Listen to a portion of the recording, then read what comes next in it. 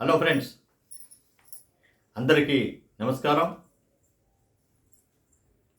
దేశవ్యాప్తంగానూ మరియు అన్ని రాష్ట్రాల్లోనూ కేంద్ర ప్రభుత్వ మరియు రాష్ట్ర ప్రభుత్వ ఉద్యోగులు దాదాపుగా 2 దశాబ్దాల పాటు సిపిఎస్ని రద్దు చేయాలని వీరోచితమైనటువంటి పోరాటాలు నిర్వహించారు. అయితే ప్రస్తుతం కేంద్ర ప్రభుత్వ ఉద్యోగులకి ప్రభుత్వం ఒక తీపి కబురు చెప్పింది. సిపిఎస్ స్థానంలోనే యూపీఎస్ని ప్రవేశపెట్టాలని, అంటే యూనిఫైడ్ పెన్షన్ పథకాన్ని అమలు చేయాలని నిర్ణయించింది. మరి యూపీఎస్ అంటే ఏమిటి?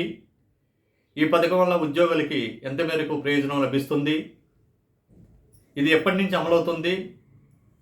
మరి ఈ పథకం రాష్ట్ర ప్రభుత్వ ఉద్యోగులకి వర్తిస్తుందా లేదా అనేటువంటి అన్ని విషయాలను కూడా ఈ వీడియోలో మనం చర్చించుకుందాం.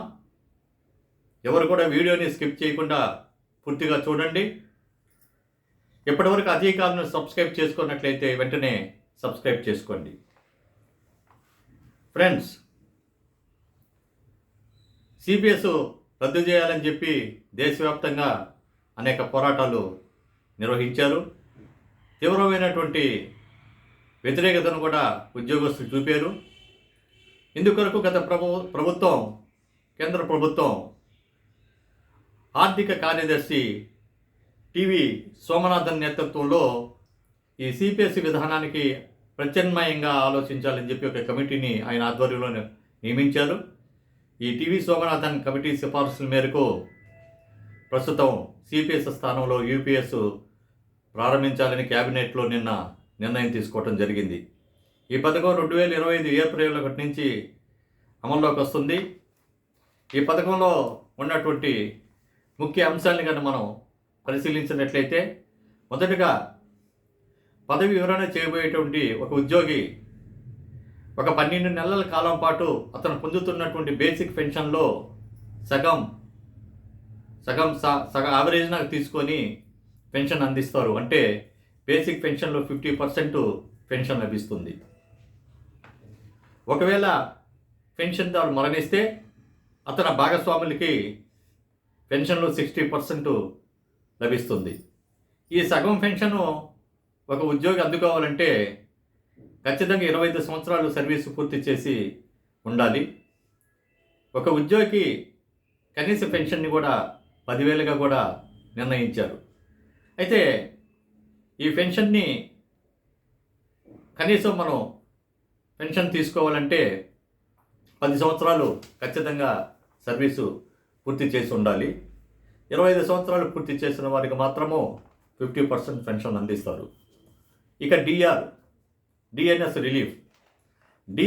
రిలీఫ్కి అఖిల భారత వినియోగుల ధరల సూచికని అనుసరించి నిర్ణయిస్తారు. గ్రాట్యుటీకి అదనంగా పదవి విరమణ చేసిన రోజున ఏకీకృత మొత్తాన్ని కూడా చెల్లించాలని కేంద్ర ప్రభుత్వం నిర్ణయం తీసుకుంది. వేతనం మొత్తంలో 10వ వంతు లెక్క కట్టిస్తారు. అయితే ఈ మొత్తానికి పెన్షన్కి ఎటువంటి సంబంధం లేదు. పెన్షన్లో ఏమాత్రం తగ్గుదల కనిపించదు. ఉద్యోగులకి కొత్తగా తీసుకువస్తున్నటువంటి ఈ యూపీఎస్ పథకాన్ని ఎంచుకుంటే ఉద్యోగికి అదనపు భారం అంటూ ఏమీ ఉండదు. ప్రస్తుతం వారు చెల్లిస్తున్నటువంటి 10% చందానే కొనసాగించాల్సినటువంటి అవసరం ఉంది, కానీ అంతకంటే ఎక్కువ చందాన్ని కట్టాల్సిన అవసరం లేదు. అయితే ప్రభుత్వం ప్రస్తుతం 14.5%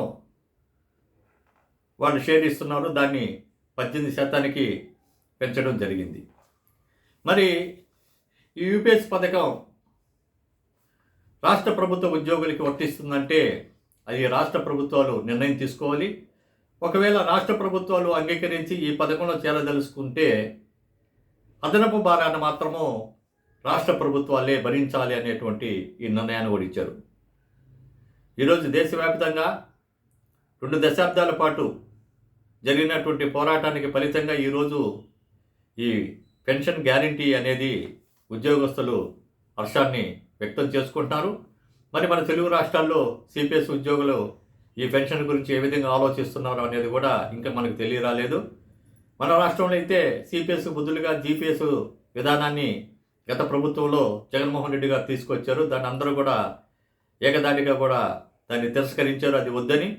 మరి ఈ యూపీఎస్ పథకాన్ని రాష్ట్ర సిపిఎస్ ఉద్యోగులు అంగీకరిస్తారా లేదా, అంగీకరిస్తే రాష్ట్ర ప్రభుత్వం నిర్ణయం తీసుకుంటుందా లేదనేది కూడా అందరూ ఎదురు చూస్తూ ఉన్నారు. మిత్రులారా, ఈ వీడియోని నచ్చినట్లయితే లైక్ చేయండి, మీ ఫ్రెండ్స్ అందరూ కూడా షేర్ చేయండి. మరిన్ని వీడియోలతో ఎప్పటికప్పుడు నూతన సమాచారంతో మీ ముందుకు వస్తాను. ఇట్లు మీ అజయ్ కుమార్.